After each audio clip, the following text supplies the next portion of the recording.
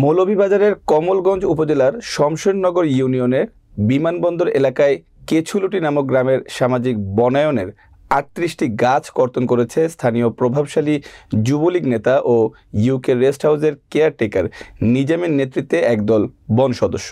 বন বিভাগ গাছের কিছু খণ্ডাংশ জব্দ করে নিয়ে আসলেও বেশ কিছু খণ্ডাংশ আওয়ামী লীগের প্রভাবশালী নেতা চোরাইমালের মদতদাতা আলতামিয়ার করাত কলে মজুত করে রাখা হয়েছে। রহস্যজনক কারণে বন বিভাগ বা স্থানীয় প্রশাসনের পক্ষ থেকে দুর্বৃত্তদের বিরুদ্ধে আইনানুগ কোনো ব্যবস্থা গ্রহণ করা হয়নি। কমলগঞ্জ প্রতিনিধি শাহাবুদ্দিন আহমেদ শিহাবের তথ্যচিত্রে বিস্তারিত। জানা যায়, বন বিভাগের কাছ থেকে পূর্ব অনুমতি না নিয়েই গত সোমবার অক্টোবর শমশেরনগর বিমানবন্দর এলাকায় কেছুলুটি গ্রামের রাস্তার পাশে রোপিত সামাজিক বনায়নের ৩৮টি গাছ কর্তন করে নিজেদের হেফাজতে নেয়।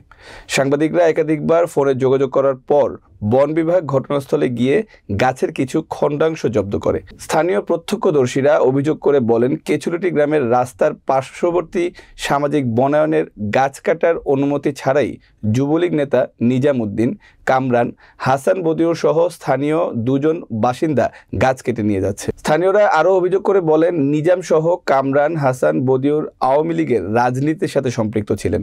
তারা আগের প্রভাবের মতো এখনও প্রভাব খাটিয়ে ৩৮টি আকাশমণি গাছ কেটে নিয়ে যাচ্ছেন। কোনো ধরনের অনুমতি ব্যতীত একাধিক গাছ কেটে ফেলায় সরকার রাজস্ব আয় থেকে বঞ্চিত হচ্ছে এবং পরিবেশেরও ক্ষতি সাধিত হয়েছে। অভিযোগের বিষয়ে নিজাম উদ্দিনের সাথে মোবাইল ফোনে কথা বললে গাছ কাটার বিষয়টি আমি জানি না বলে এড়িয়ে গেলেন। কে বা কারা গাছ কেটেছে এটি তাদের বিষয়।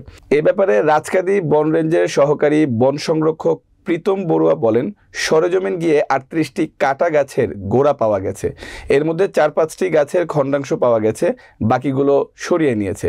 এ ব্যাপারে এখনও কোনো মামলা হয়নি, তবে প্রকৃত অভিযুক্তদের চিহ্নিত করে মামলা দেওয়া হবে।